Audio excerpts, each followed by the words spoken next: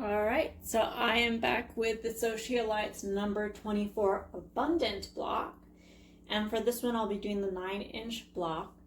And for your background, you're going to need two 1 1/4 by 5-inch rectangles, three 2 by 3.5-inch rectangles, and two 2-inch squares. For your print, you're going to need one 3.5 by 9.5-inch triangle, two 1 1/4 inch squares, one 2 by 5-inch triangle, and six 2-inch squares. And on all of my squares, my 2-inch squares, I've already drawn a diagonal line across them because these will be used to make your flying geese first. And then these ones also will need a line across the back of the fabric because they'll be added to your D block, which is this one right here. So we'll start off with the flying geese. So you're going to take your 2 by 3.5-inch background triangles and your six 2-inch print fabrics. And then we're going to start by putting them in the corner of your rectangle, making sure that your points end up in the middle of the rectangle for your flying geese. And you're making sure that you put your good sides of your fabrics together. So now that I have those lined up, I'm going to sew directly on the line that I've drawn, cut a 1/4 inch seam allowance, and press towards my pink or my dark print. So whatever is your dark print, make sure to press towards that. So I will do that, and I will come back to you once I've gotten the first side of my flying geese done.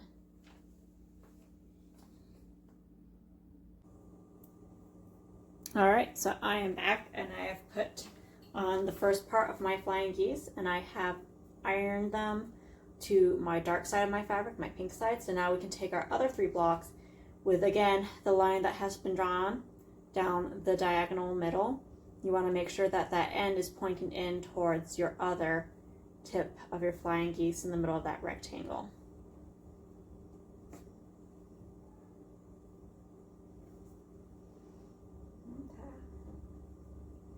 So now that those are put down, I can sew directly on the line, cut with a 1/4 inch seam allowance, and press towards my pink fabric.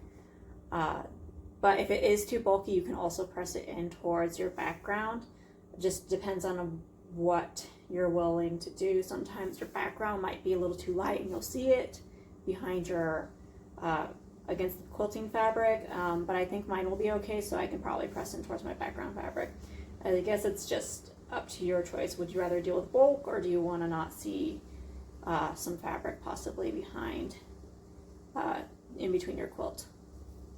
So now I'm going to sew on this line, and I will come back to you once my flying geese are done.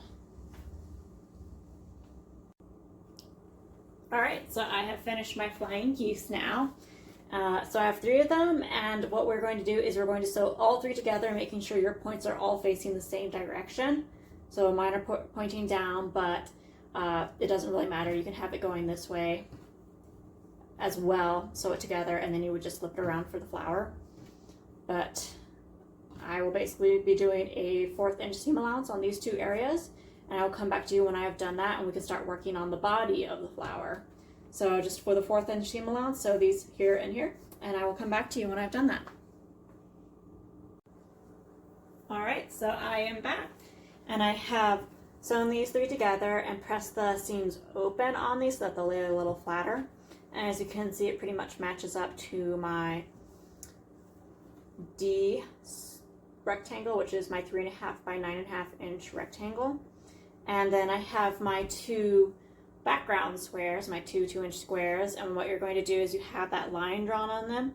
So you're going to make sure that your line is finishing in towards the middle of your rectangle, so it's going to give it a nice edge for your flower.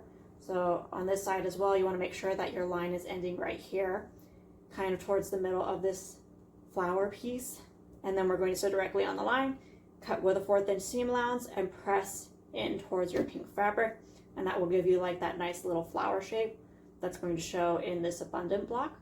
And so once I've done that, and I will also be sewing this part on top as well. So what you do is you fold this down, pin it, do a 1/4 inch seam allowance, and then I would press in towards your rectangular block down here, just because it's a nice one piece of fabric and you won't get as much bumps as well if it's just going down towards your middle block. So I will sew these two pieces on and then sew this piece on, and I'll come back to you once we've had the top part of the flower created for this block.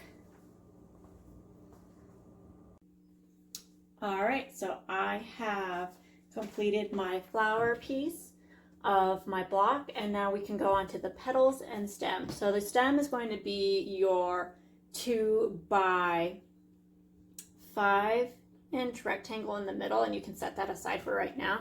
What we're going to focus on doing is making the leaves. So you have your 4 1/4 by 5 inch rectangles here for your background, and then you have your 1 1/4 inch squares here, and you're going to draw a diagonal on the back side of your print fabric again for both of these. And what you want to do is you want to make sure that the diagonal line is ending at the point here and on the point here to make your 2 leaf pieces. So I'm going to lay these flat, and you want to make sure they're down in the bottom part of your rectangle, because you want to keep this here on top, because it's going to give you a nice little space to shape this flower with its leaves and stems. So you want to make sure the square is connecting to the bottom part of your rectangle. Your line is going across and going to end in the middle where the stem is going to meet here. And then on this side as well, you have your line drawn, and you want this line to end towards the middle where your stem is. So we'll put it down on this side of the rectangle, making sure you leave this top part up here so it can help shape that flower. And you're going to sew directly on the line all the way down to the bottom, all the way down to the bottom on this line as well. You're going to cut with a 1/4 inch seam allowance, and then you're going to press towards your print square, your darker colored fabric. So I'm going to sew these together and press them, and then come back to you, and we'll put this full block together. All right, so I am back, and I have sewn my 2 leaf pieces together. As you can see, I've pressed towards my print side, my dark side of the fabric, and now what we can do is we can sew both of these onto our center stem with a 1/4 inch seam allowance. So you'll fold this over. So with a 1/4 inch seam allowance, press in towards your stem or your darker print in the middle. Fold this one over then. Sew with a 1/4 inch seam allowance and press in towards the stem. So I will come back to you once I have done that. All right, so I am back, and I have finished sewing these together, and I've pressed in towards my stem. And now what we can do is we can take these 2 pieces, fold this one down, sew with a 1/4 inch seam allowance, and then I'm going to probably press this seam open. So also with a 1/4 inch seam allowance across the bottom, come back to you, and we should be done with this block. All right, so we have the finished abundant block number 24 for the Sewcialites. And as you can see, it kind of makes the shape of a flower.